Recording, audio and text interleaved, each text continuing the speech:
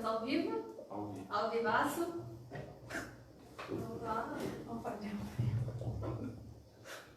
Augusta Rainha do céu, soberana dos anjos, recebestes de Deus o poder e a missão de pisar a cabeça do mal, e por isso rogamos a vós que envieis o exército celeste para nos ajudar. Salve Maria, Augusta Rainha do céu, ao teu comando os anjos batalharão e vencerão. Salve Maria, Augusta Rainha do céu, ao teu comando os anjos batalharão e vencerão. Ave Maria, cheia de graça, o Senhor é convosco.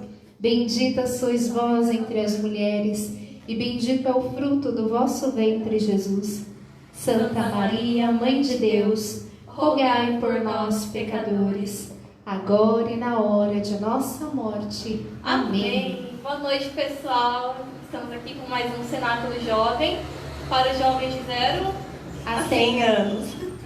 Hoje a gente tem uma participação mega especial do nosso cenáculo.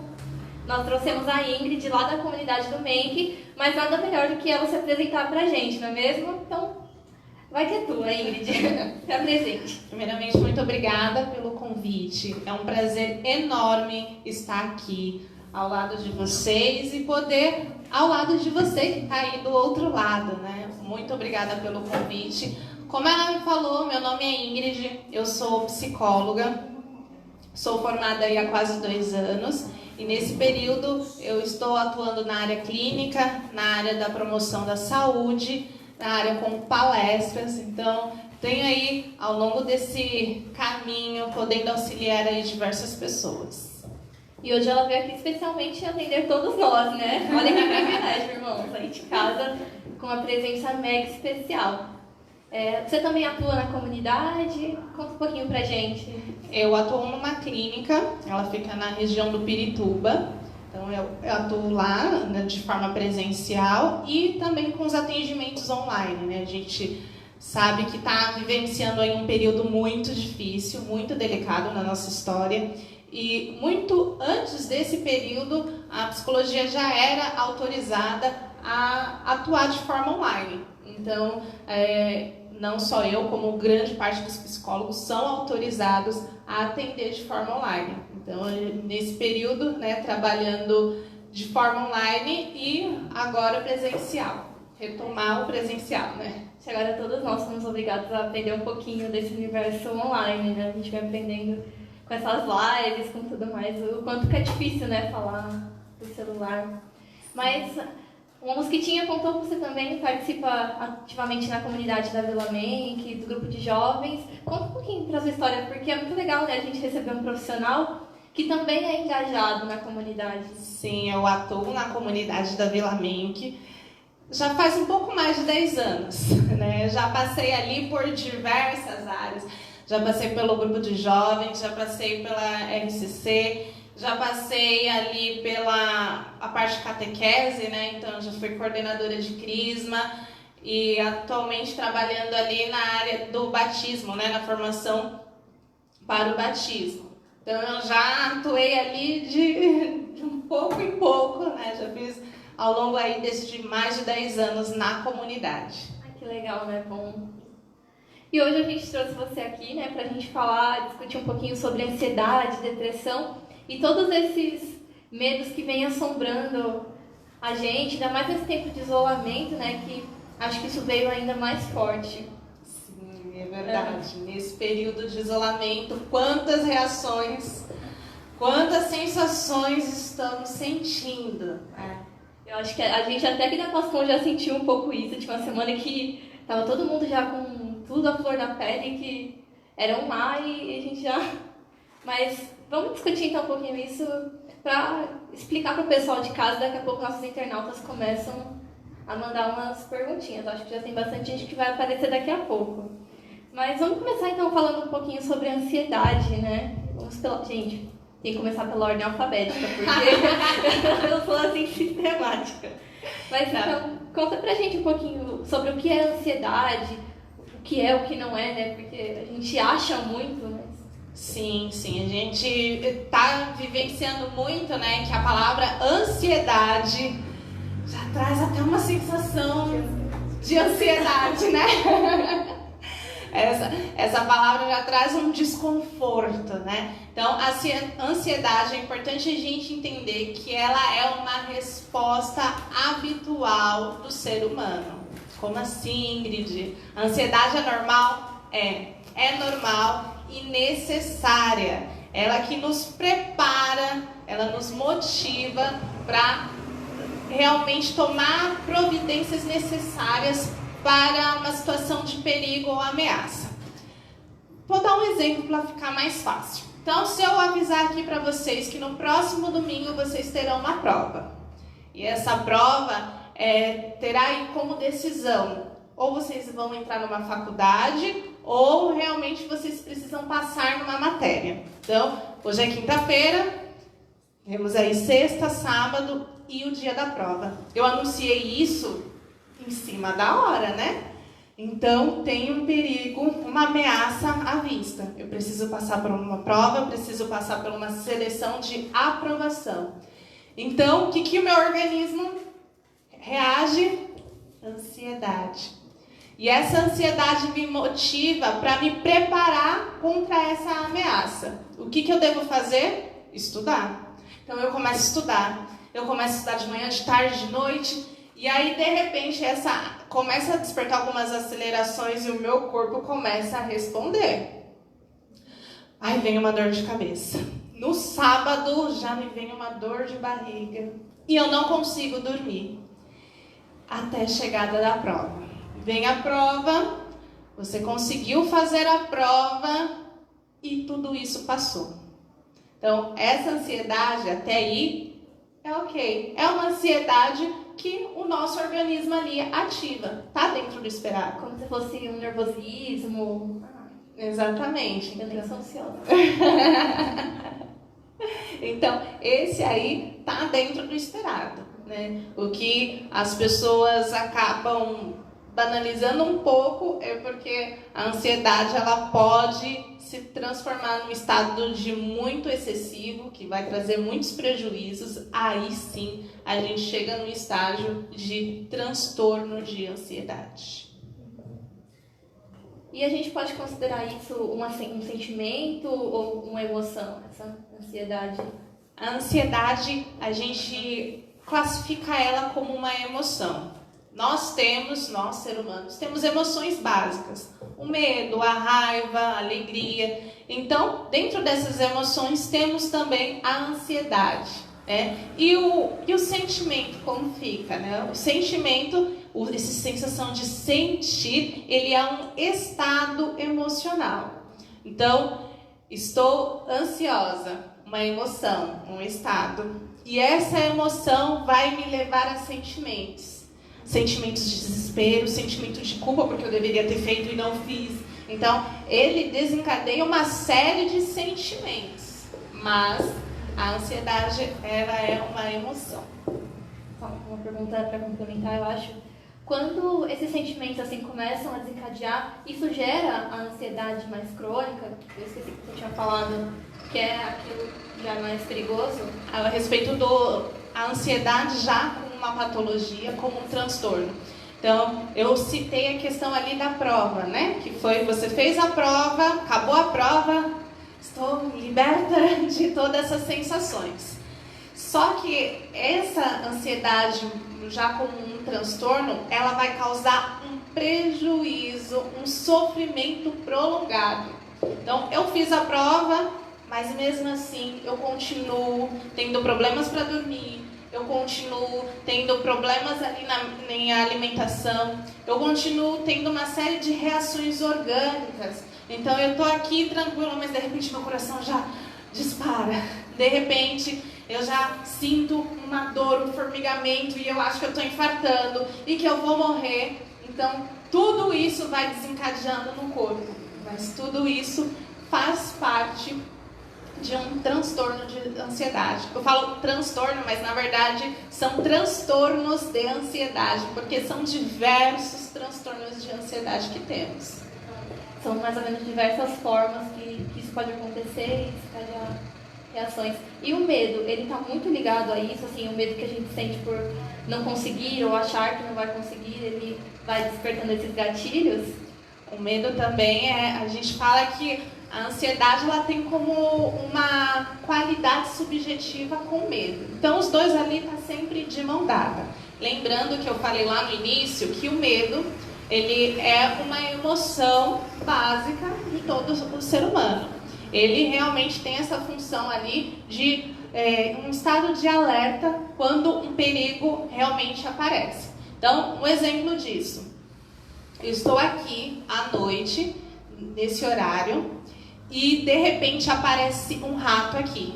Eu tenho medo de rato. Então, se o rato apareceu, eu vou gritar, eu vou subir em cima da cadeira, eu vou correr, porque o rato ali apareceu.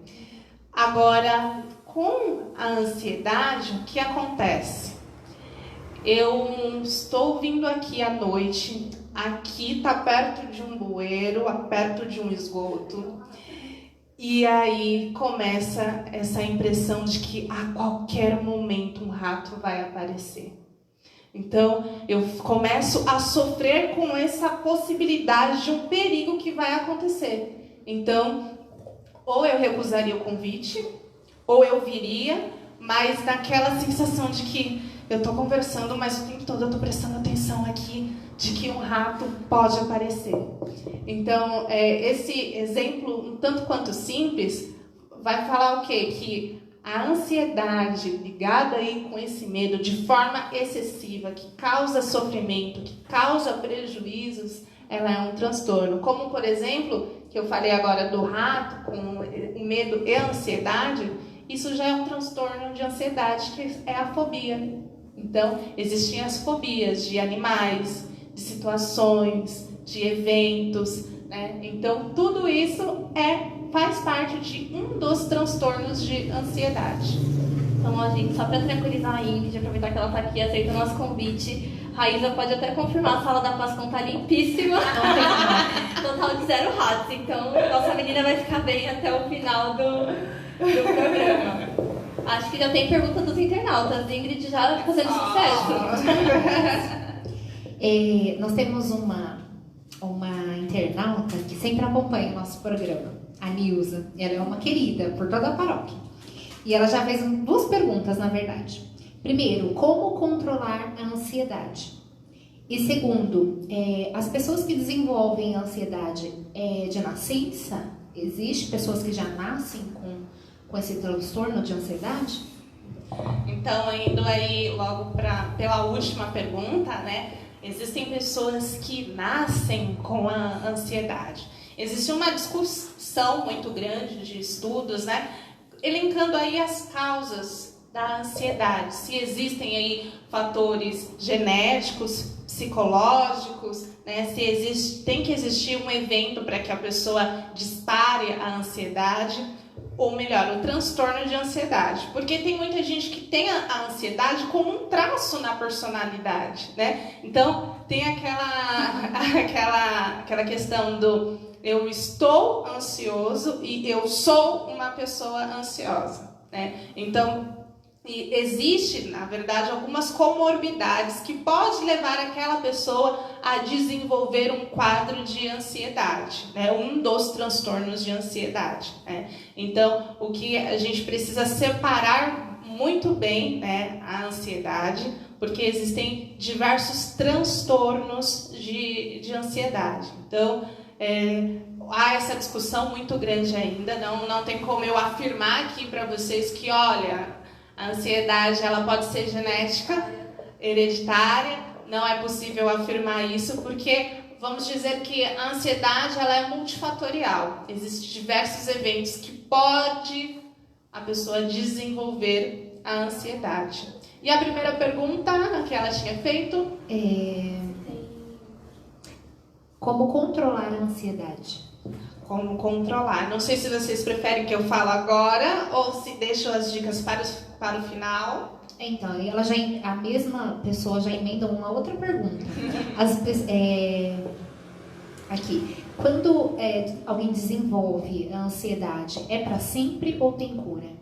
Então, a ansiedade ela tem um tratamento, né? Dependendo ali do tipo de ansiedade e se a pessoa tem só o transtorno de ansiedade, né? Como eu falei ali, existem outras comorbidades, outras doenças que podem estar ali junto com a ansiedade.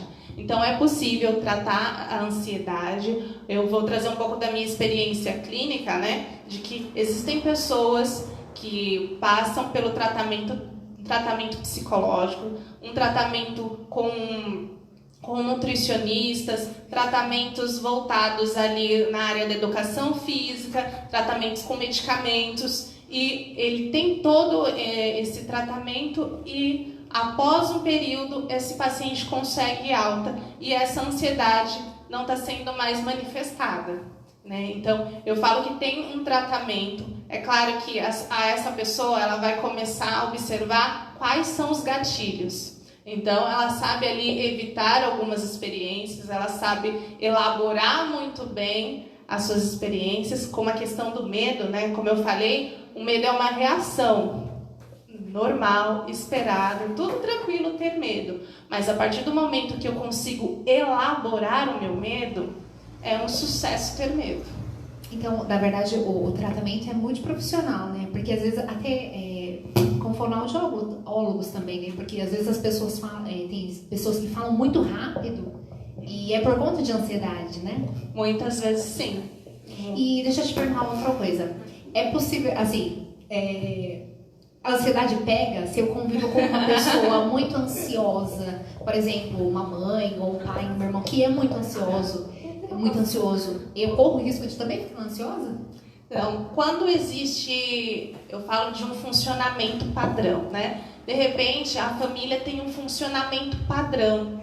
E quando eu estou num sistema familiar, a gente pode ser afetado de algumas formas. Então, se a gente pensa no sistema, quando alguém do sistema apresenta uma falha, todos são atingidos, né? Ou o sistema dá um jeito aí para se reorganizar, ou o sistema vai ter dificuldades de se reerguer e voltar a funcionar. Então, respondendo essa pergunta, né? Existe um funcionamento padrão da família e existem algumas questões que podem afetar. Então, falando da ansiedade, não tanto quanto um transtorno, mas a ansiedade muitas vezes como um traço de personalidade, né? Então, minha mãe está ali o tempo todo ligada no 220, né? E se de repente eu não estou ligada junto com ela, eu recebo críticas. Então, eu tenho que aprender o funcionamento dela e eu preciso funcionar da mesma forma que ela, compreende? Então, a gente tem que tomar esses cuidados. Espera aí, calma, é o funcionamento dela. Eu não sou obrigada Às vezes, involuntariamente, a pessoa acaba aprendendo a ser ansiosa. Sim, exatamente. Aprende a ter esse ritmo acelerado. E se a gente pensar em um pouco da nossa sociedade, né? Hoje que é possível falar de um ritmo um pouco mais tranquilo, né? Mesmo assim, tem algumas pessoas ainda que, diante dessa pandemia, está tendo um ritmo totalmente acelerado, porque estão trabalhando em casa, estão estudando em casa, tem que cuidar ali dos filhos. Então, o quanto essa situação dentro da pandemia pode ser um tanto quanto sufocante. O pessoal da Pascom tá falando isso, irmão, só porque todo mundo ficando atrapalhado, igual eu, né? Todo mundo derruba a câmera, derruba a transmissão. Mas que legal isso. E uma pergunta que a gente tem também é assim, vocês entenderam, né? A pessoa, enfim, sente as coisas, mas ela não se acha ansiosa. trata isso, mais ou menos, tipo, não se aceita como uma doença da ansiedade? Deixa eu emendar a pergunta da Nilza de novo, porque ela faz A gente, a esse mesmo gente vai caminho. convidar ela pra Pois é, pra a gente apresentar, não vai porque- ser, Nilda. Ela fala assim: em que momento da vida consigo perceber que estou precisando de ajuda profissional? Basicamente é essa a pergunta, né? Então, primeiro, a gente tem uma tendência a fugir do que nós sentimos. A gente tem essa tendência, né? De fugir das nossas emoções, né? Então, de repente, eu estou sentindo alguns sintomas da ansiedade, né? Então, um deles aí vem essas reações orgânicas, né, física. Então meu coração começou a disparar, veio um formigamento, eu acho que eu vou morrer, minha pressão subiu, eu fui no hospital e eles falaram que eu não tenho nada, né? Como assim, né? Fui, tomei a medicação, tá tudo ok, como assim eu não tenho nada, né? Então, de um lado, é muito mais fácil você reconhecer aquilo que de forma física do que reconhecer algo que está ali afetando a sua saúde mental, né? Então, é muito comum, tem muita gente que tem depressão e que está nesse processo ainda de saber entender o que está acontecendo, e muitas pessoas falam: olha, eu preferia que eu fosse no médico e eles falassem para mim: olha, você está com um problema na sua coluna, você está com um problema na sua cabeça. Eu ficaria muito mais tranquila do que chegar no médico e o médico falar que eu não tenho nada, né? Então, a gente vive num estado muito de negação, né? Então, é muito complicado a gente ter essas sensações, entender que essas sensações estão levando a sofrimento, a prejuízo, está atrapalhando toda a minha rotina. Então, de repente, eu não estou conseguindo mais estudar, eu não estou conseguindo trabalhar, o meu relacionamento está sendo afetado, o meu relacionamento amoroso, o meu relacionamento com os meus familiares estão sendo afetados. Eu estou sofrendo muito, mas mesmo assim, tá tranquilo, não tem problema acontecendo. Então, é muito importante a gente acolher aquilo que a gente sente. É o primeiro ponto. Acolher o que eu estou sentindo. Peraí, eu estou irritada? Então, peraí, eu preciso acolher que eu estou irritada. Eu estou ansiosa? Peraí, eu preciso primeiro acolher o que eu estou sentindo. Porque a partir do momento que eu acolho, eu não faço mais esse mecanismo de fuga, né? Então, não, isso daqui não é nada, a minha vida tem que continuar, eu não posso, né, parar a minha vida porque eu estou sentindo algo assim, que já passa. Acho que eu vivi um pouco disso nos últimos tempos, né? Eu estava entregando meu TCC e veio essa questão do isolamento, enfim. E você me falava qualquer coisa, eu já começava a surtar. A Naira tava parecendo uma louca, gente. Ninguém aguentava a Naira. E eu comecei a negar, eu falei assim: não, mas tá tudo bem. E a minha mãe: para, menina, você tá ansiosa? Eu não tô, não. E é complicado a gente aceitar mesmo que tá vivendo isso. Sim, exatamente. Aceitação, esse acolhimento de que eu estou assim porque algo não está um pouco errado. A Isa tá aqui, gente, tá em crise, quietinha, tá ansiosa aqui pra falar, né? Bom, então, a gente falou muito de ansiedade agora, só pra gente fechar esse bloco, né, um pouquinho. A ansiedade, enfim, com esse isolamento social que a gente vê... Ai, meu Deus, melhorou. Microfonia. O isolamento social, ele vem aumentando a ansiedade nas pessoas, trazendo esse medo de não saber o que vai acontecer, hoje está tudo bem, amanhã não está. Como que acontece isso? Assim, é muito interessante a sua pergunta, porque a gente está vivendo um período de pandemia, né? Por mais que algumas atividades já estão sendo retomadas, ainda a gente vive num processo de pandemia, né? E olhar lá desde o início de março até esse período, né? Então, a pandemia, o que ela é experimentada? É uma crise, né? E o que é esperado num período de crise? Então, temos aí a reação do medo. Lembra que eu falei que o medo é uma emoção básica? O medo. Então, eu tenho medo de adoecer, eu tenho medo de contrair o vírus, eu tenho medo de ser associada ao vírus, eu tenho medo de ser excluída. Tudo isso é esperado. outras questões que podem aí estar acontecendo e é esperado, né? Então eu fico extremamente irritada com tudo que está acontecendo. Eu estou muito irritada. Tem algumas alterações também no comportamento, então eu começo a ter distúrbios no sono. Eu tenho uma insônia terrível. Ou se não, de repente eu começo a ter uma hipersonia, que a gente fala, né? Ou seja, 8 horas para mim não é o suficiente, eu preciso dormir mais. E se eu acordar, eu passo o dia todinho sonolento e não vejo a hora de ir para a cama.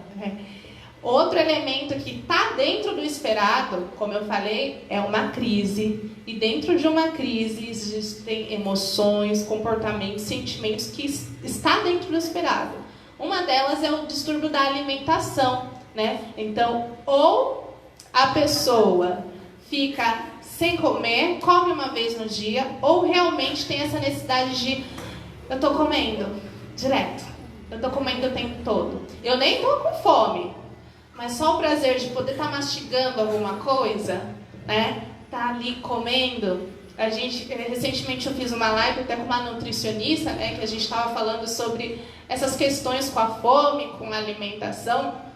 E aí ela estava falando algo que nesse período de pandemia a gente veio um espírito de Masterchef na gente, que a gente queria fazer tudo, né? Então a gente tinha até um cronograma, né? Segunda eu faço pão, terça eu faço massa. Bolo, todo mundo ficou especialista em bolos. Eu não.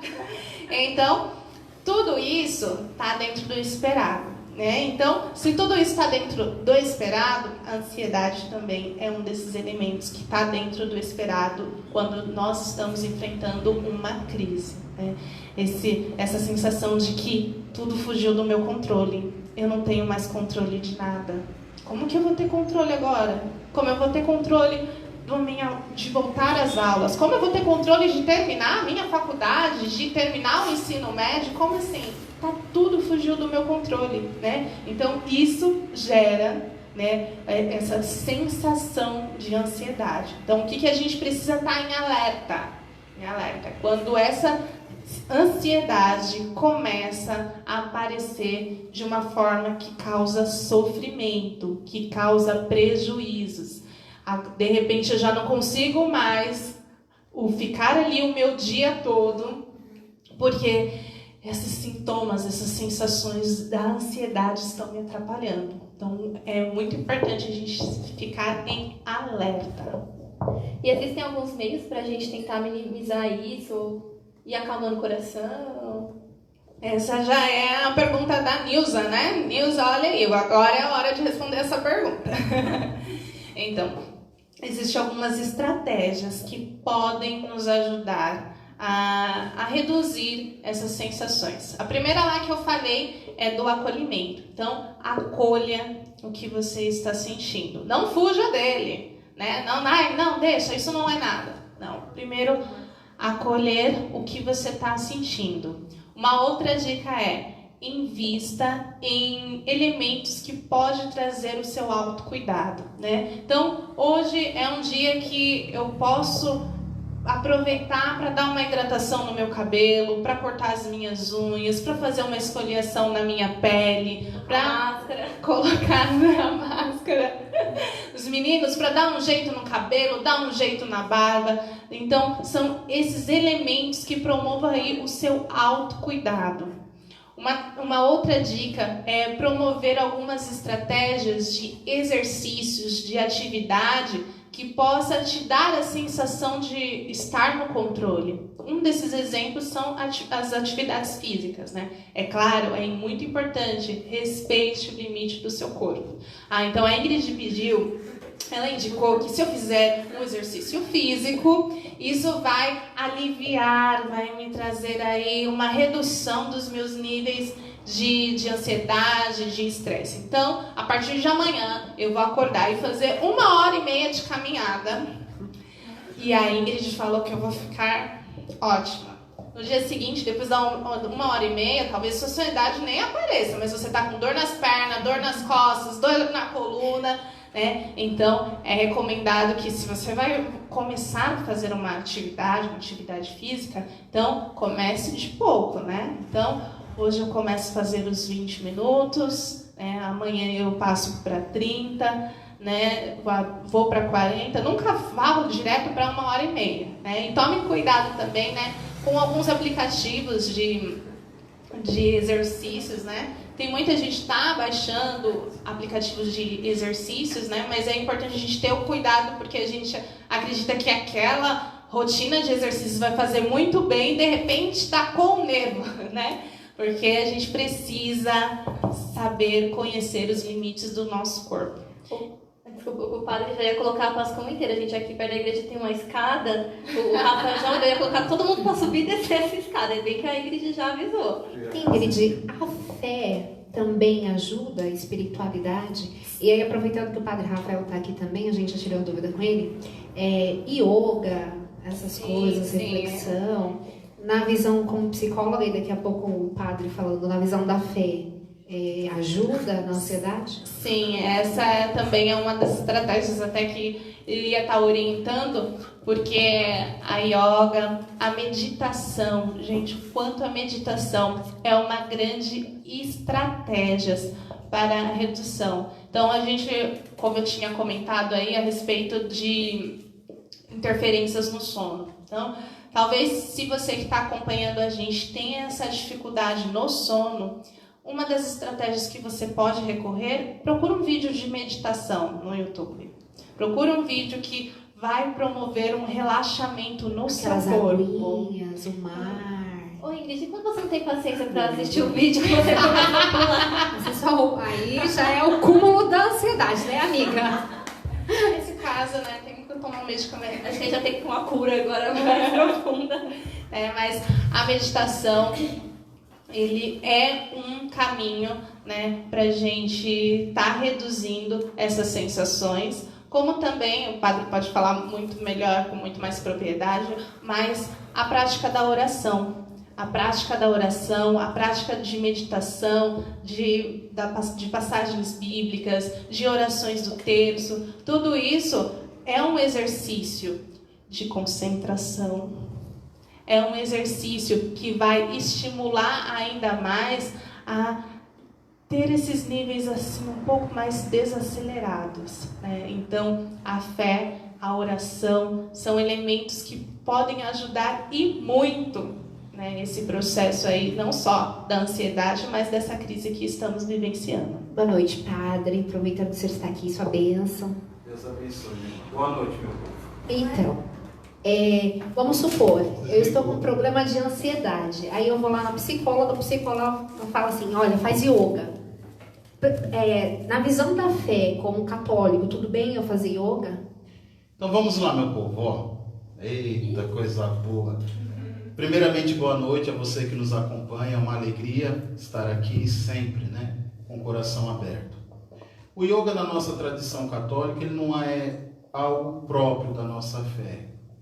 Porém, o que é o yoga, afinal de vida? É uma espécie de uma filosofia de vida que auxilia na vivência da sua realidade com o cosmos, com a sociedade.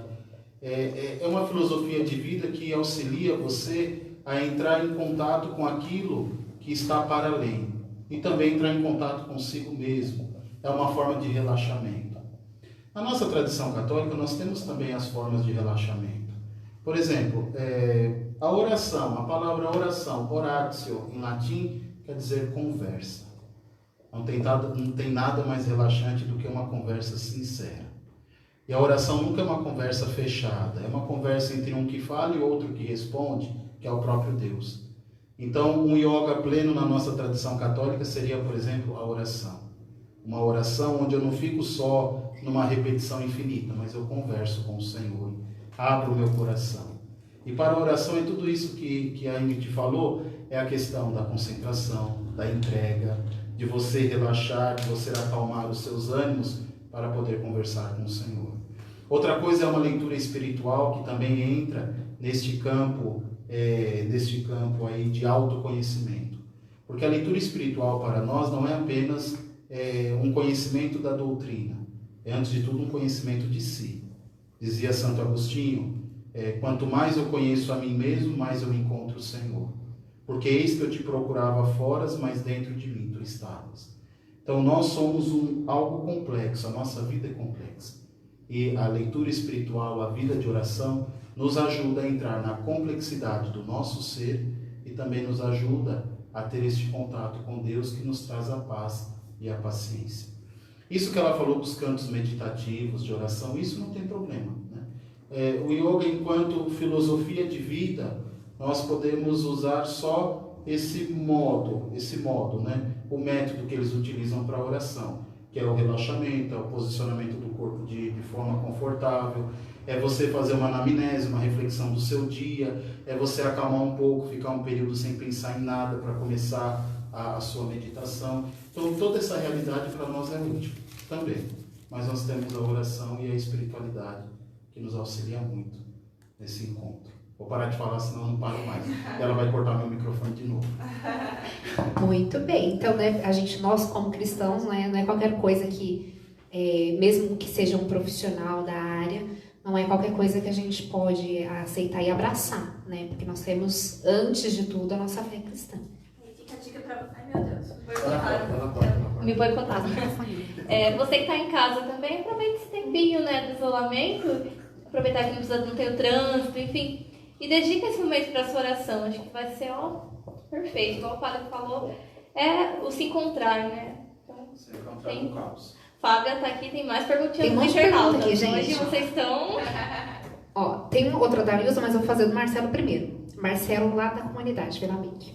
Qual a importância do autoconhecimento e da espiritualidade no tratamento da ansiedade e depressão em apoio ao tratamento psicológico? Acho que isso tudo já responde, né? É muito importante e válido, né? Sim, o autoconhecimento, que é um processo, né? Então, eu falei a respeito do conhecer o corpo, conhecer os nossos limites, né? Conhecer as nossas fragilidades, conhecer, né, o nosso mais íntimo, né? É esse processo contínuo, né, de autoconhecimento. Isso pode auxiliar muito mesmo, né, nesse tratamento, né, da ansiedade, do transtorno de ansiedade e a depressão. Então, o autoconhecimento é uma ferramenta muito grande de descoberta, né? Eu falo que o autoconhecimento é um processo de libertação, porque a gente tem uma imagem, né, um tanto quanto reduzida. Então, a partir do momento que eu vou adquirindo um autoconhecimento, a minha imagem é muito mais ampliada, né? As coisas começam a fazer muito mais sentido. Então, o autoconhecimento é algo muito importante para esse processo. Até mesmo na questão da fé, né, padre? Porque a quem busca, né, viver uma ascese, uma santidade, é muito importante o autoconhecimento. Tá ligado. Você acha que o mundo hoje favorece esse autoconhecimento? Eu, assim, é uma opinião minha, eu vejo que as pessoas, elas possuem um ritmo tão exaustivo, trabalho, escola, e chega tarde, levanta cedo, e já é sábado, já é domingo, já é julho, já é dezembro. Você acha que as pessoas têm tempo hoje para se conhecer? Hoje, tendo uma rotina, né, totalmente acelerada, em que não é possível acolher o que eu sinto, né? Então, a gente está muito voltado para o outro, né? Então, trabalho para o outro, eu vivo a minha vida para os meus filhos, então os cuidados é para os meus filhos, os cuidados é para o meu casamento, para o meu marido. Então, a gente cada vez mais buscando situações, estando em situações voltadas para o outro, e dificilmente a gente para este momento para... É o meu momento, é a minha hora, né? Essa é a minha hora, essa é a minha hora para ter as minhas orações, essa é a minha hora para ter as meditações, essa é a minha hora para cuidar do meu cabelo, para cuidar, né, de todas as minhas questões. Este é o meu momento. Então, é muito complicado ter essa visão, né? Criar essa cultura, porque muitas vezes é uma visão tanto quanto cultural, né? Então, você tem que estar sempre voltado o seu olhar para o outro. É egoísmo, às vezes, olhar pra gente, né? Esse pensamento. Sim, é errado. É errado se colocar como prioridade. Como assim? Você é prioridade? Não, é importante, né? Me colocar como prioridade, porque a partir do momento que eu me coloco como prioridade, eu tenho condições de cuidar do outro, eu tenho condições de escutar o outro, eu tenho condições de acolher o outro, né? Mas é difícil fazer esse movimento, né? Eu preciso colocar como prioridade. Então, se vocês que estão acompanhando têm essa dificuldade, já fica aí a dica, né? Vamos tentar exercer isso de se colocar como prioridade, né? E uma das ferramentas é ter ali na sua agenda um dia para o seu autocuidado. Já é um bom início. Se cuidar, né? Até porque nós somos templos do Espírito. Então a gente precisa cuidar do templo, né? Porque senão vira bagaceira. É interessante, quando eu faço o acompanhamento, eu sempre peço que a pessoa me fale, olha, 5 pessoas importantes para você. Tira Deus, Nossa Senhora, o Santo, 5 pessoas. Aí todo mundo fala, meu marido, meu filho, cabe mais um, cabe 6, cabe a minha vizinha, cabe 7, cabe o meu cachorro, cabe 8, cabe a fulano. E onde está você aí? As pessoas não se colocam nos 5 lugares. Eu falo, como você vai ser uma boa mãe se você não consegue viver bem o que você é? Então é interessante isso. O mundo, com tanta tecnologia, parece que consumiu a nossa realidade. Nós padres, todos os dias nós fazemos o exame de consciência do dia, né? Então nas completas, na última oração que nós fazemos na capela, a gente costuma recordar como foi o nosso dia e pedir perdão a Deus pelas nossas faltas. Porque essa última oração a gente reza encomendando a nossa alma. Então, se a gente morrer naquela noite, a gente já se entregou nas mãos do Senhor. E eu vejo que falta muito para o povo isso. Porque no exame você pensa, poxa, eu pisei na bola. Olha o que eu falei, olha o que eu fiz, amanhã eu vou ser diferente. Então é uma oportunidade de recomeçar. Amanhã eu não vou zoar o Pascal. Não vou mandar nele. E até porque o mandamento é amar o próximo como a ti mesmo. Se eu não me amo, não tem condições de amar o próximo, né? Pergunta da avó da Naira, dona Cidinha. Um beijo pra vovó, né? Vovó, beijo, vovó. Ela diz assim, eu faço questão de ler o comentário dela, até para você orientar as pessoas que estão nos assistindo. Eu e a minha ansiedade, eu desconto no comer. Qualquer coisa, tomo 2 remédios para dormir. Se não tomo, me dá ansiedade tão grande que penso que vou morrer. Responde para mim, por favor. Tem essa questão também da automedicação, né? Exatamente, o quanto isso é perigoso, muito perigoso. Essa prática, né? E isso acaba sendo um tanto quanto cultural, né? Então, eu sinto uma dor de cabeça, eu não vou no médico. Eu vou lá, tenho meu Dorflex, a minha Neosaldina, tomo e tá tudo ok, né? Então, eu inicio um tratamento, né, onde que eu fui diagnosticada como um transtorno de ansiedade e eu preciso seguir este tratamento, né?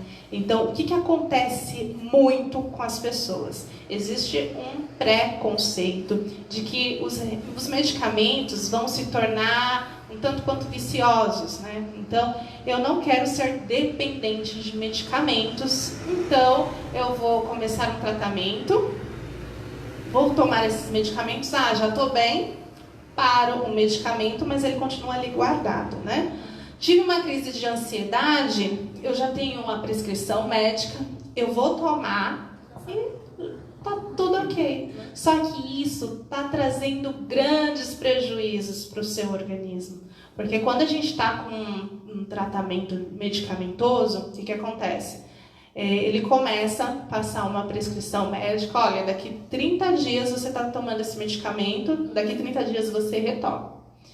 Chegou os 30 dias, ele vai verificar como você está, e aí você toma por mais 60 dias ou 90 dias, né? E aí ele vai começando a adaptar as doses, ou seja, ele está adaptando essas doses para o seu organismo. De repente, você está tendo aquela substância química, está avisando para o seu cérebro, estou te dando esse estímulo aqui para você funcionar direitinho. E de repente você tira esse estímulo. O que acontece? Amanhã depois suas crises começam a se tornar mais fortes. Amanhã a sensação de morte aumenta ainda mais. Amanhã a sensação de as coisas fugiram do meu controle está ainda maior, né? A minha interpretação, ela colocou a questão da comida, né?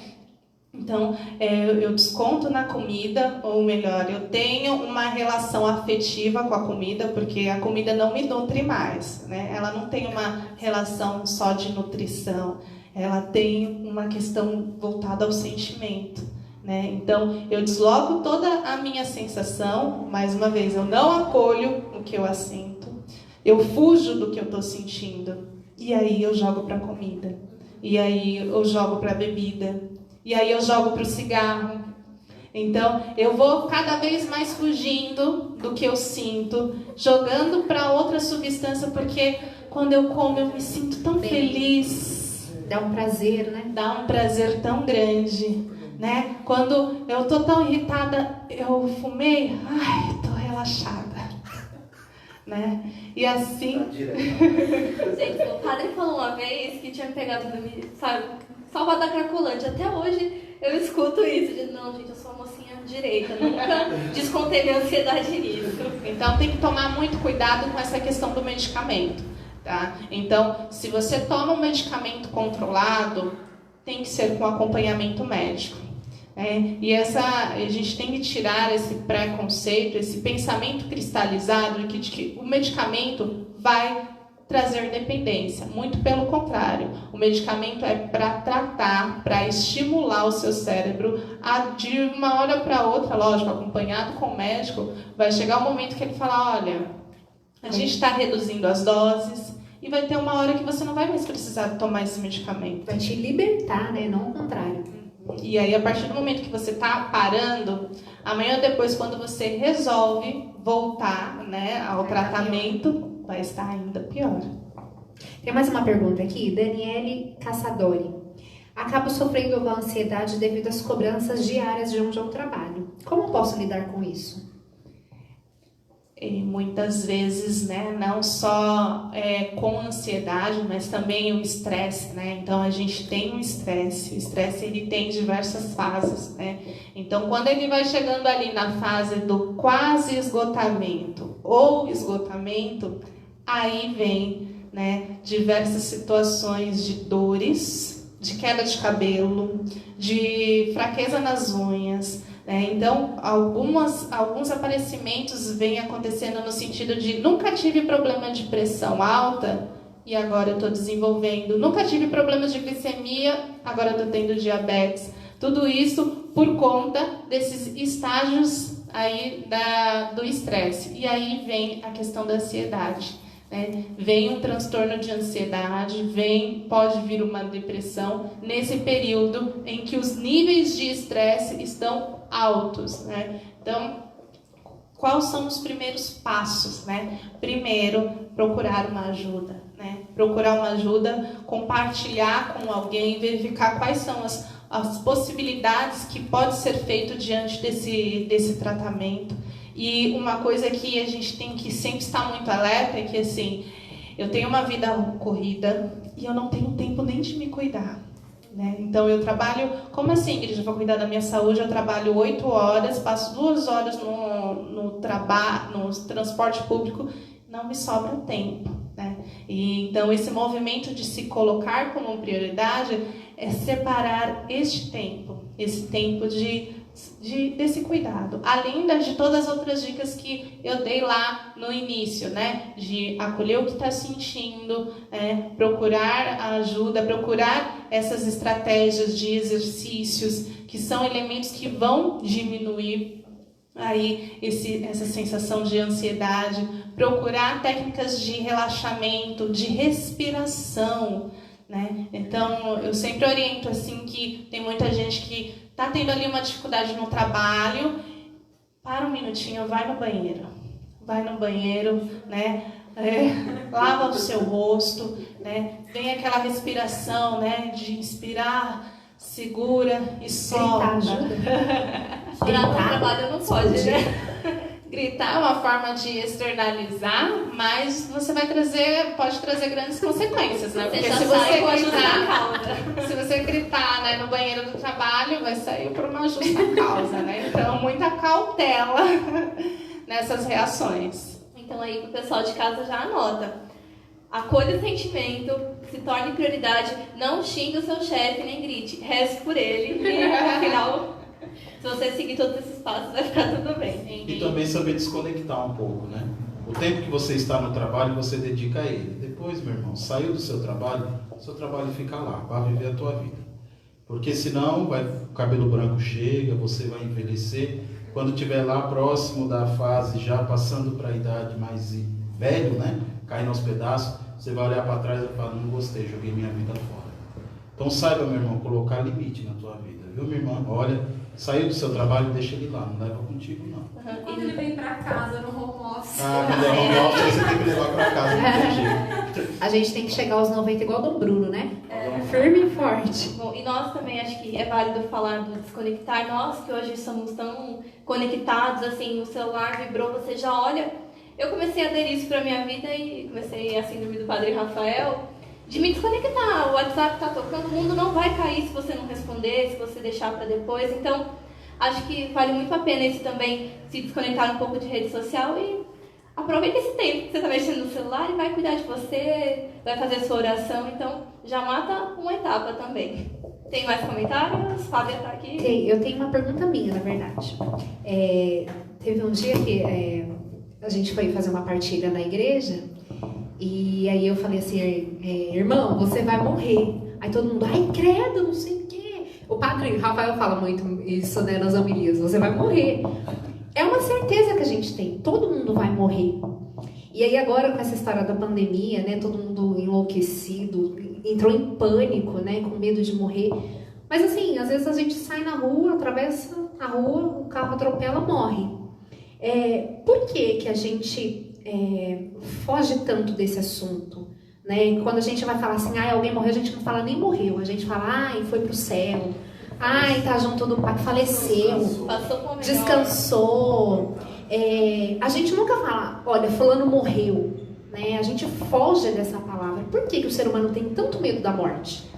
A morte virou um tabu, né? Por mais que nós sabemos que é um processo, né, que faz parte do nosso processo como ser humano, a morte, né? E o que vem por meio da morte, quando a morte está sendo anunciada? A morte traz dor, a morte pode trazer sofrimento, né? Então, eu não posso nem pensar nessa situação, né? Eu preciso fugir deste pensamento. Porque só de pensar... Eu vou atrair a morte.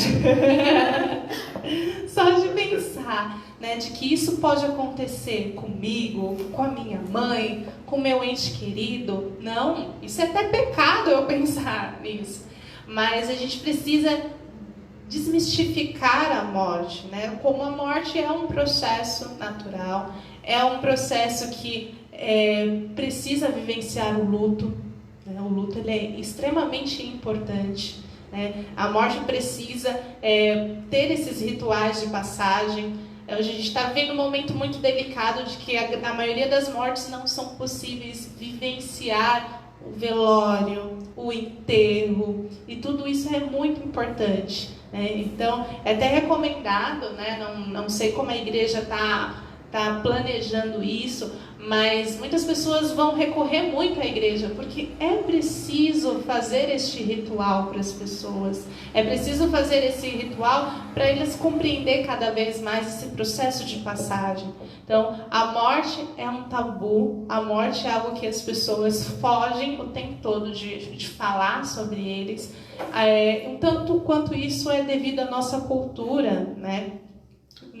Se a gente vê em outros países, né, a morte já é um festejo, né? É comemorada. Recentemente saiu o meme, né, do caixão, né, e todo mundo lá dançando. Olha só como a cultura deles aceita a morte. É um motivo de festa, né? E nós já temos esse olhar de que a morte é um sofrimento terrível.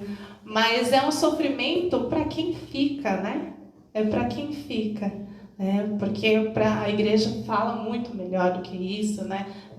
A respeito da morte, né? A gente vê pessoas também que estão em um estado de sofrimento.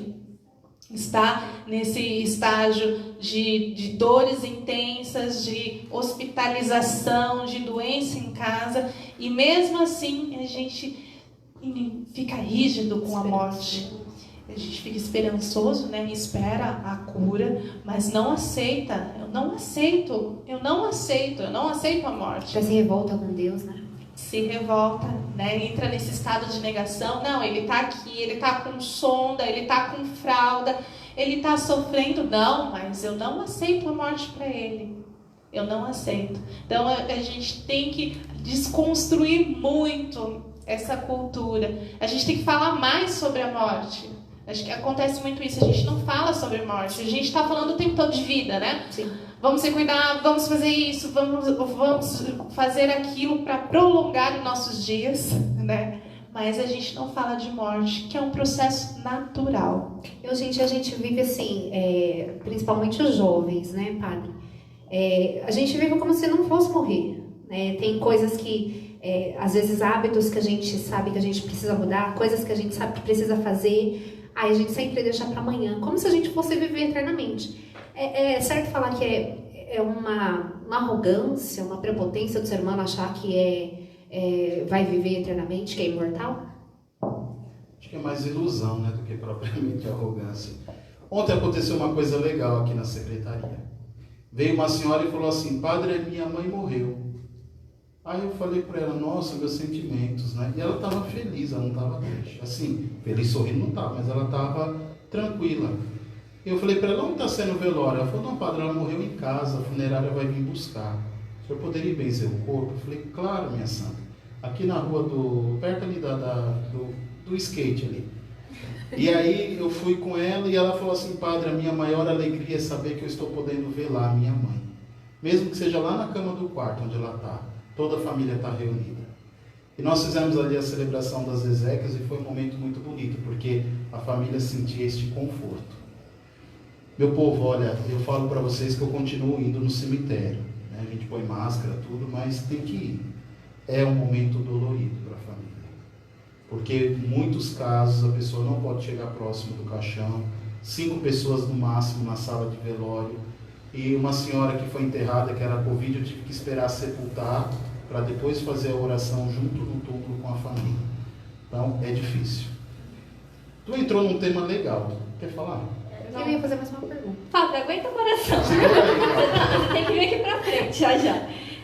Não, é só um comentário que a Nilza fez e a gente aqui partilhando achou muito pertinente comentar isso.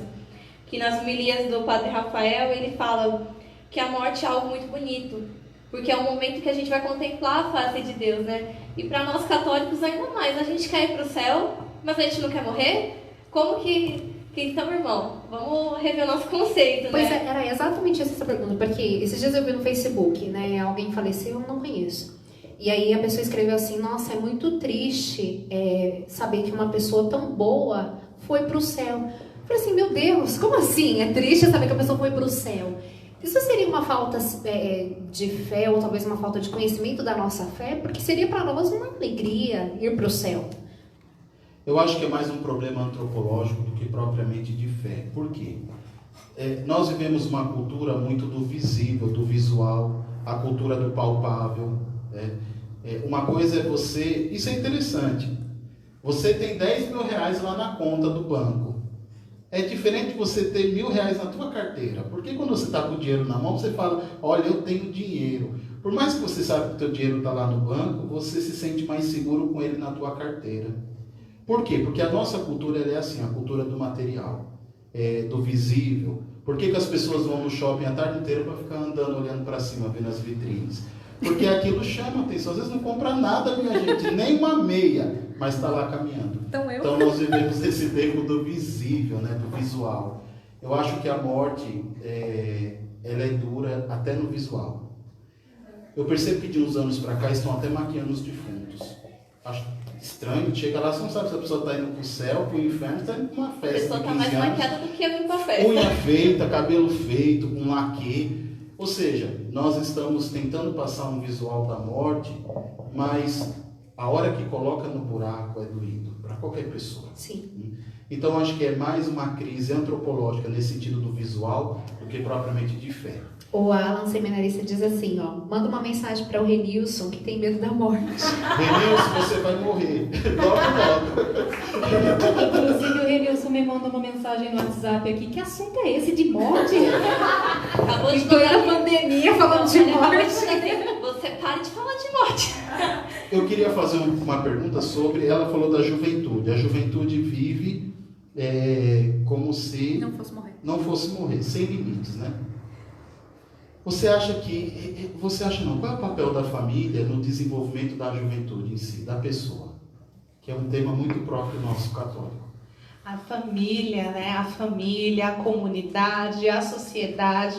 A família tem um papel principal no desenvolvimento do jovem, né? Eu não sei se vocês já viram essa imagem. Eu sempre reflito muito uma imagem que tem, que é de um pai, né, o formato de um homem, de uma mulher, de mão dadas com uma criança. E ali, na imagem da mulher e do homem, falta pedaços. E esses pedaços estão ali, no filho, né? E aí traz muito essa reflexão, né, de que os filhos, na verdade, é essa soma, né, do pai e da mãe. E o quanto é importante essa família, né, ter estratégias para acolher, para escutar, para compreender, né? E aí tem essa dificuldade, Ingrid, mas adolescente, nossa, não. É a fase do aborrecente, né? Porque é importante compreender que a adolescência, né, é um processo de muita intensidade. Então, ele não está triste, ele está muito triste. Ele não está feliz, ele está muito eufórico, né? Ele não come um grãozinho, ele está comendo muito, né? Então, é uma fase de extrema intensidade, né? É uma fase muito intensa. Ele sente de uma forma totalmente diferente que você. E é importante a família respeitar. O que tem acontecido hoje das famílias não respeitar os seus filhos é impressionante, né? Por mais que os pais tenham esse papel de fazer a cautela, né? De verificar, fazer verificações, mas tem pais que estão colocando um programa de espionagem no celular dos filhos, né? Então, olha essa questão do respeito, como está sendo invadido, né? Quanto os limites, né? Os limites que estão sendo colocados, né? O quanto eles estão aí um tanto como frouxos demais, né? A gente fala a questão da geração, porque na minha época não Geração era Nutella. assim. Agora é a geração Nutella. Mas sabe o que é mais acontece? E detalhe, né? Tem aquela questão lá, mas eu apanhei tanto, sabe? Eu na vida eu apanhei muito. E a minha filha tem tudo, tem de tudo e tá assim, desse jeito, né? E aí, se a gente olhar para trás das nossas criações, os nossos pais, eles não tinham condições de nos educar emocionalmente, né? Então, chorou, cala a boca. Minha mãe me educou muito bem emocionalmente, uma sentada, menina. Engole o choro. Chorou, Cala a boca. Engole o choro, né? Engole, né? Fica tudo lá, preso na caixinha. E o que acontece hoje, né? Então, falam-se de uma geração Nutella, de adolescentes, e o que geração estamos tendo de adultos? Depressivos, ansiosos, estressados. Mas espera aí, o que está acontecendo? Né? E aí tem essa questão, né, de quando é criança, nós somos obrigados a reprimir todo o nosso sentimento. Só que isso vai ser manifestado alguma hora da vida. Né? Na adolescência, o adolescente está ali experimentando, está conhecendo, está tudo sendo muito intenso, né? Mas se o pai olhar ali para a sua vida, a sua fase de adulto, como será que está? Eu tenho uma vizinha que, quando ela era pequenininha, ela caía, se machucava, aí o sangue descia. Em vez dela chorar por causa do machucado, ela falava, não conta pra minha mãe não, não conta pra minha mãe não. Ela chorava pra gente não contar pra mãe dela, de tanto medo que ela tinha da mãe dela, porque a mãe dela era exatamente assim, engole o choro, fala, chora Então acaba criando um trauma na criança, né? Sim, então muitas vezes os filhos reprimidos de ontem se tornaram depressivos, ansiosos, estressados, irritados. Né? Então, o quanto a gente tem que ter muita cautela na criação dos filhos, no acolhimento das crianças, no acolhimento dos adolescentes, o quanto a família é esse pilar, ela deve ser este pilar para a formação do adolescente, da vida adulta, para que ele não chegue lá na frente e se torne outro ansioso, outro depressivo, outro estressado, outro com diversos traumas ali, porque teve diante de um estresse, diante de um luto, diante de uma perda e não conseguiu resolver e não conseguiu elaborar. Agora no âmbito da psicologia, não tanto da fé. Uma família desestruturada, enquanto figura de família, eu digo, por exemplo, uma mãe que grávida tem um filho, joga para a mãe dela criar porque não aceita o filho, não quer. Ou senão a mãe apanha do marido e aí o filho acompanha. Ou até mesmo aquele caso de traição ou de agressão dentro de casa, ou os dois são usuários de droga e a criança está neste meio. Isso, de fato, interfere na pessoa, depois enquanto cidadão, Porque às vezes nós falamos que, mas olha, fulano veio daquela família toda bagunçada, mas ele não se perdeu. Certo? A gente faz esse preconceito, esse pré-julgamento das pessoas, e muitas vezes a gente vê alguns ramos da psicologia que também diz que tudo é consequência, né, daquilo que a criança viveu. Eu queria ouvir de você. De fato, a criança é esse conjunto das suas frustrações, dos seus medos, ou isso não interfere muito? A família nesse sentido desestruturado?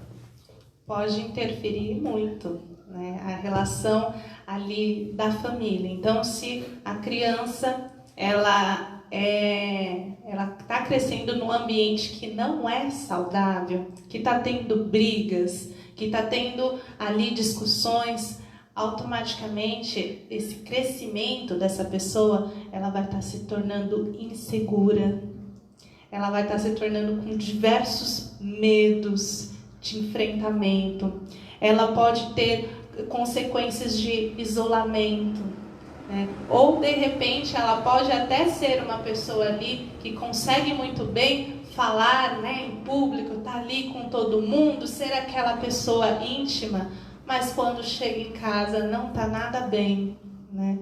É como se eles tivessem que vestir uma persona, né, para viver bem em sociedade, mas que carregam sim traumas. Então, a família ela tem um papel muito importante para a estrutura do adolescente, né, para a estrutura da criança.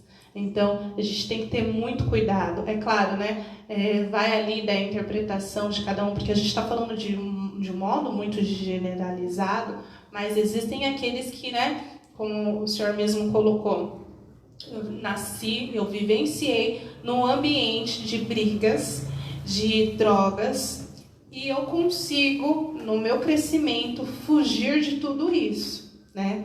Então, eu não sou uma pessoa que usa droga, eu sou uma pessoa trabalhadora, mas existem algumas consequências que ele pode estar carregando, que é essa questão, né, de insegurança, de problemas em relacionamento, né, de trazer no seu relacionamento muita desconfiança, muitos ciúmes, né? Então, a gente fala dentro da psicologia que a nossa figura maior de amor é os pais. Os pais são o nosso primeiro momento, a nossa primeira figura de amor. Nós aprendemos o amor com os pais, né? E se eu não tive isso dentro de casa, se eu não aprendi, não tive essa base dentro de casa, fica muito difícil ter um relacionamento.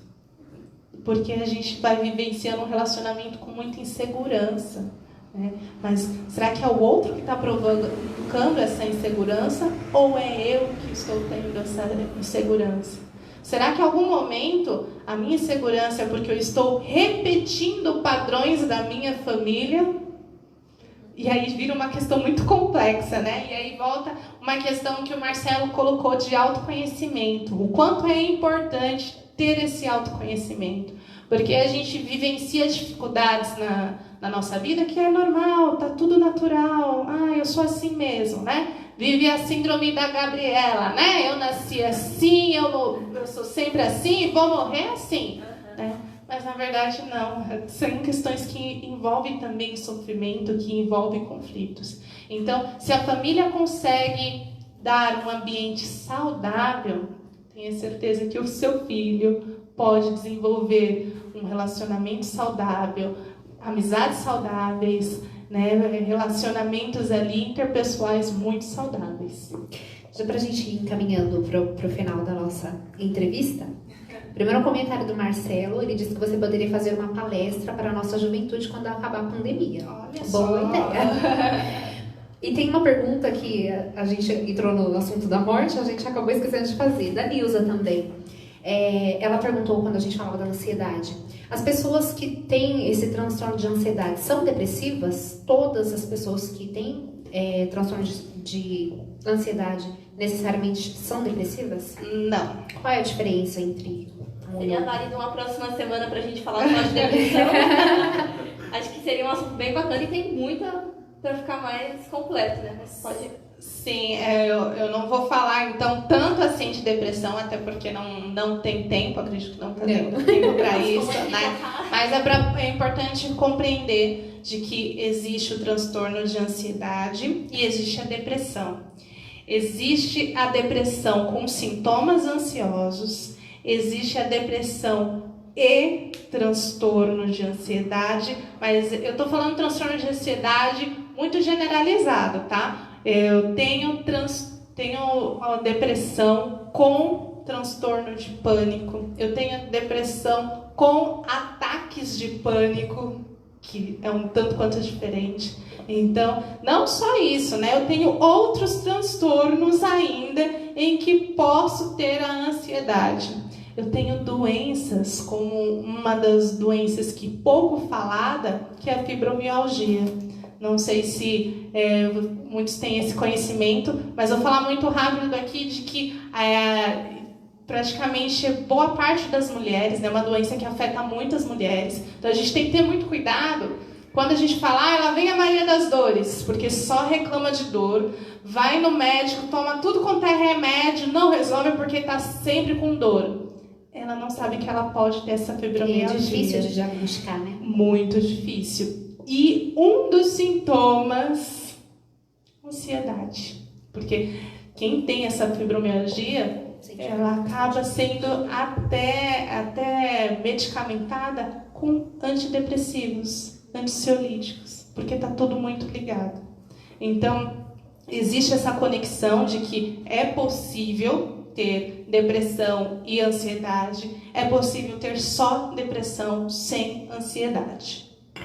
A última pergunta, Júlia, é do Alexandro, seminarista. Ele diz assim: em tempos de pandemia, sabemos que a assistência psicológica, assim como tantas outras coisas, ganhou uma nova forma, tudo à distância. Como os pacientes podem enfrentar essa barreira sem piorar o quadro? E aí eu quero que você dê a sua opinião e talvez até fique um alerta para a questão assim, você falou de alguns aplicativos que as pessoas acabam baixando, e os coaches que aparecem aí nas redes seriam uma saída, porque já que não tem essa assistência psicológica, seria uma alternativa? O que você pensa a respeito disso? Certo, então a gente está num cenário, né, de, como o Alexandra mesmo colocou, de pandemia. Nem todo mundo consegue ter acesso à saúde.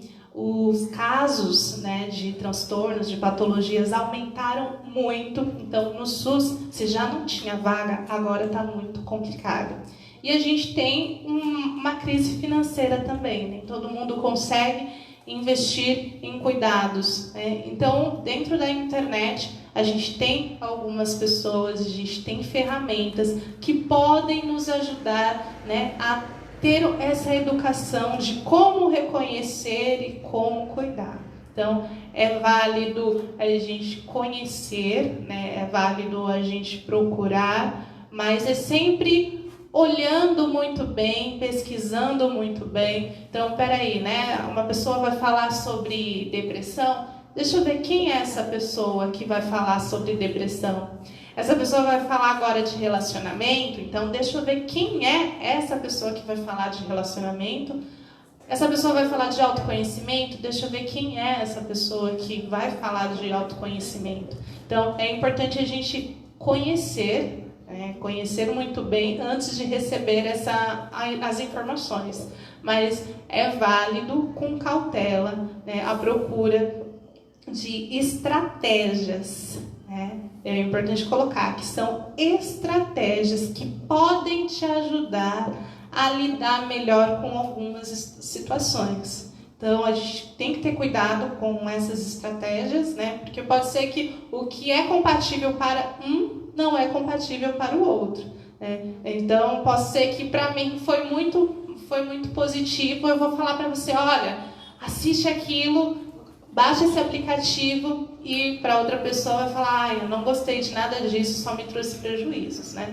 Então, a gente tem que tomar cuidado. É porque tem muita gente querendo tirar vantagem em cima disso, né? Sim. E também, assim, o coach, tudo bem, agora nesse momento de pandemia, né? Mas não substitui, né, uma terapia, uma sessão com um profissional da área. Eu sempre coloco, né? Eu tenho muito respeito por esses profissionais. Então, eles trabalham numa área específica, né? Então, eles estão ali para auxiliar aquele momento que a pessoa está vivenciando. Eles vão ajudar naquele problema relacionado ao trabalho. Ele vai trazer essa educação, esse treinamento de como lidar, né, com a situação. E a terapia com a psicologia, ela vai ter uma visão um tanto quanto mais ampliada daquele ser humano, né? Então, eu tinha comentado uma conversa anterior, né, que nós, a psicologia, a gente não tem um olhar um tanto quanto reduzido, né? Então, a Naira, para mim, não é a Naira da ansiedade. A Naira, ela é uma jovem, ela mora com uma mãe, ela se relaciona com pessoas, então eu tenho que estar sempre muito atenta a todas essas interferências que podem ajudar e atrapalhar o desenvolvimento. Bom, mega respondido, mas para finalizar, né, a última pergunta da noite é porque a gente não vamos deixar os nossos internautas sem resposta, né? Mas semana que vem a gente vai dar um jeito de trazer a Ingrid de novo, nem combinamos mais. Que é uma da Rose, né? Da Rose lá do... Desculpa, do Clarice que eu li errado. Ela pergunta assim. Vamos lá. Ela quer saber, em questão de isolamento, enfim, do filho dela. O padre vai... Posso fazer? A Flávia pode fazer. O meu filho anda muito inquieto quando dorme e conversa muito. Acorda assustado. Isso tem a ver agora com o momento que estamos vivendo da pandemia? Então, é importante, né? Eu dou uma orientação muito geral, porque, lógico, né? Tem que conhecer muito bem, mas sempre a gente fazer o paralelo. Como era essa pessoa antes da pandemia e como ele está agora? As crianças foram muito afetadas, né? Porque imagina, elas...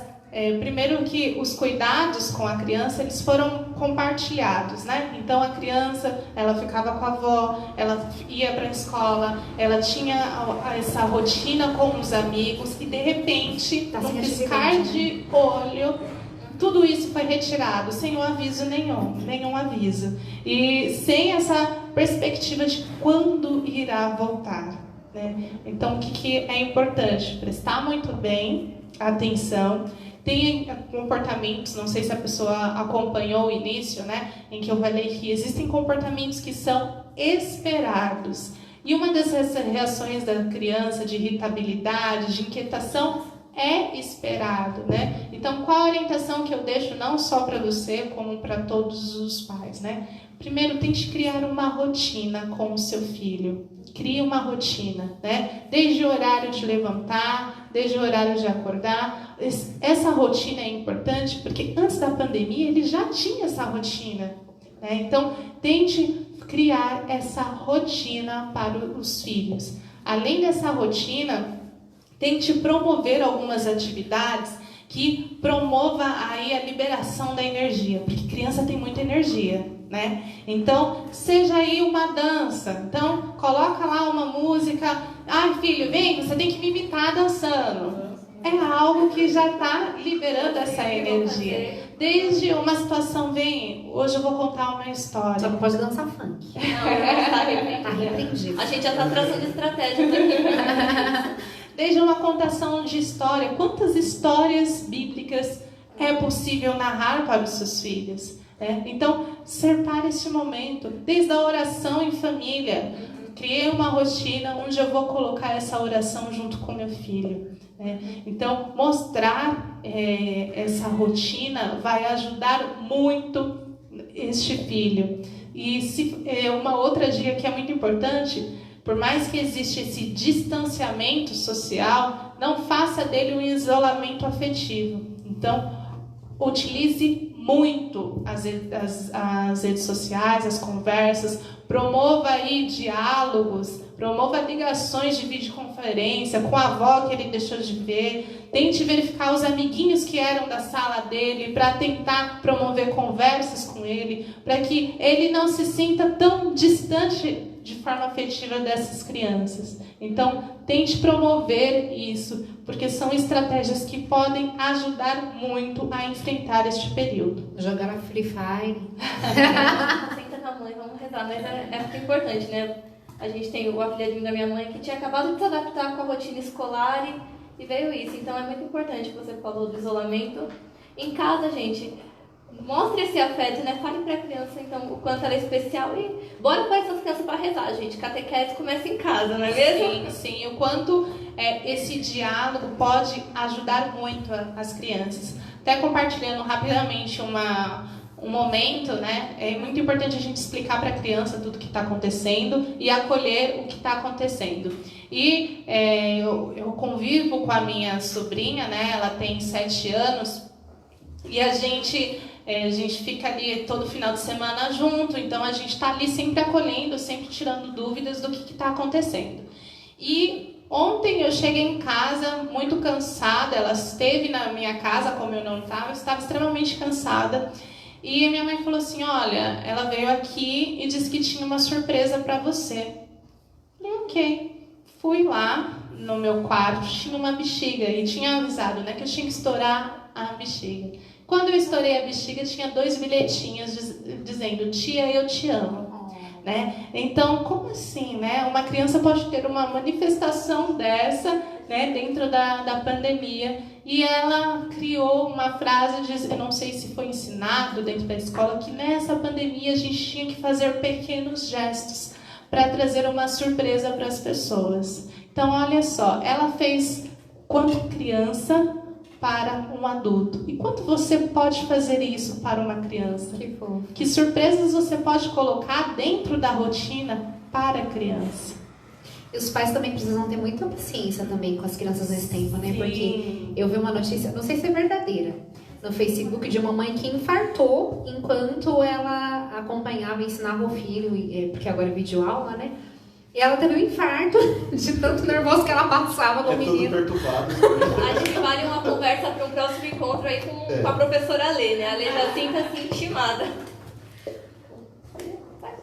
Eu sou Então, assim, nós agradecemos de coração a Ingrid pela disponibilidade, por estar aqui, por aceitar o nosso convite, que aceitou assim de primeira. Então, nosso coração se alegra porque são pessoas de nossa comunidade que se doam por inteira para ajudar os outros. Eu sei que foram noites e noites em claro, com faculdade, TCC, é difícil, mas o mais bonito é que você se formou para servir. E hoje, vindo até aqui, você mostra que realmente está a serviço. Nós agradecemos de coração enquanto PASCOM e agradecemos também a você que nos acompanha, que colocou as dúvidas, as perguntas. Mais para frente nós iremos chorar de novo para ela vir dar um socorro para nós. Então nós agradecemos de coração. É muito importante assim essa troca que a gente tem. E é muito legal saber que os profissionais, né, eu costumo falar que a nossa profissão ela é uma vocação. E é muito gostoso saber que existem pessoas como você que aplicam isso. E é claro que hoje a gente tem um presentinho, uma lembrancinha, só para agradecer por este momento. E... o padre agora... Ele é a nossa assistente. Muito obrigada. Amém, amém. Muito Gente, obrigada. o padre é tão delicado, ele ajeitou tudo. Mostra o tapete aí, ó. Hoje colocou até o Não vai tapete. derrubar o celular, hein, menino? Colocamos até o tapete para nossa convidada especial. Ficou bonito, cadeira vermelha. Depois vocês vão comentando aí que tá melhorando aqui no ambiente, viu? Eu agradeço imensamente o convite mais uma vez. Traz um prazer muito grande, não só falar do meu conhecimento, um pouco do meu conhecimento, mas também observar que a igreja está aberta em promover diálogos, né? Se você ainda tem em mente que a igreja é rígida, é fechada, olha que maravilha, a igreja está promovendo aí. Glória a Deus. Para você, né? Então a igreja tem este momento aí de promover esses diálogos, né? É possível conversar com profissionais, tirar dúvidas, né? É possível conversar com o campo da ciência, né? Porque dizem que é tão distante. Muito pelo contrário, olha só o que a igreja está promovendo para vocês, cristãos, para vocês fiéis. E aquele recado de que o jovem, ele não é o futuro da igreja, ele é o presente. Temos um padre jovem, uma psicóloga jovem e a perda aqui. Mais ou menos. Mas é muito gostoso mesmo. E muito, muito obrigada. Acho que foi esclarecedor para nós, para o pessoal de casa. Muito bacana mesmo. Agora a gente vai chegar naquele momentinho do nosso programa, que é os avisos da semana, né? O momento do Jornal Nacional. Vamos lá. Amanhã, sexta-feira, é dia do quê, padre? Sagrado Coração de Jesus. Quase não ligou Viva o botão. Cristo! Viva Cristo! Hey! Então amanhã nós temos a missa às 20 horas, cabeção. Assista. Ligue aí que você está utilizando e assista. Solenidade, meu povo, do Sagrado Coração. Então reúne todas as velhas que estão dentro da sua casa para assistir a missa, porque amanhã nós iremos recordar o apostolado da oração também. E o médico. Tá todo mundo. Lembra que a Ingrid falou, isolamento fora, mas em casa, ó, juntos e shalom now. Aí no sábado... No sábado, meio-dia. Sábado, meio-dia, nós temos ofício com a Vilmi e com o Marcelo. Não, com seminaristas. Com seminaristas, com a Vilmi e com o Marcelo. Olha que plus. Isso é verdade. Eles vão Porque sábado é Imaculada Conceição. Então os seminaristas estão juntos ao meio-dia e irão fazer o ofício todo cantado em português, latim e grego. A gente vai tentar colocar uma tradução embaixo, hein? E aí às 5 horas, né? 5 horas? Às 5 horas a missa na comunidade São João do Bela Vista, aqui no Bela Vista, tá bom? Sábado às 5 da tarde e domingo às 10 horas da manhã, que assim nós celebraremos então o padroeiro daquela comunidade. E se você já esqueceu tudo que a gente falou, lembra que amanhã às 8 horas a gente tem a missa e depois a gente passa os avisos de novo. Para você, jovem de 0 a 100 anos, esse foi o nosso cenáculo jovem. Ai meu Deus, eu esqueci de um aviso. O mais importante que a Raíza vai vir dar pra gente. Não? Vem aqui, menina. Ela que foi a idealizadora, né? Dá tempo. Idealizadora, que teve a ideia. Aparece no vídeo aí. Aparece no vídeo. Oi, gente, boa noite. Eu tô aqui passando para lembrar para vocês que nós temos a nossa festa junina Drive, né? É uma festa junina que você encomenda com a gente os kits juninos e você retira aqui na paróquia. O dia que está para retirar é no dia 11 de julho e 18 de julho. E o pagamento é feito na hora da retirada. Então, nós temos o kit individual e o kit casal, mas você pode acrescentar algumas outras coisas que você preferir. Então, não deixe de ajudar a nossa paróquia, né? Nós estamos em unidade com todas as comunidades. Então, se você ainda não enviou para o seu amiguinho, para o seu conhecido, envia e encomenda com a gente, porque essa iniciativa partiu do coração da Pascom, mas é para levar alegria para sua casa. Lembrando que as encomendas são até o dia 30 As deste encomendas mês. são até o dia 30. É até o dia 30, mas não é para você fazer no dia 30, hein, cabeção? Pode fazer a sua encomenda Corre. já. A gente vai colocar o link do WhatsApp, então corre. Pode mandar áudio no WhatsApp, pode mandar anotado, tira foto. O importante é você fazer a sua encomenda. E aproveitando que o padre está aqui, ele vai nos dar a bênção. Amém, né? Vamos lá. Então vamos rezar a Nossa Senhora Aparecida, pedindo que ela nos acompanhe. Ave Maria, cheia de graça, o Senhor é convosco. Bendita sois vós entre as mulheres, e bendito é o fruto do vosso ventre, Jesus. Santa Maria, Mãe de Deus, rogai por nós, pecadores, agora e na hora de nossa morte. Amém. O Senhor esteja convosco. Ele está no meio de nós. Desça sobre vós, sobre as vossas famílias, as bênçãos de Deus Todo-Poderoso, Pai, Filho e Espírito Santo. Amém. E esse foi o nosso Cenáculo Jovem. Muito obrigada para você que acompanhou, mandou sua perguntinha e interagiu com a gente, né? Até semana que vem. Até amanhã, na Santa Missa.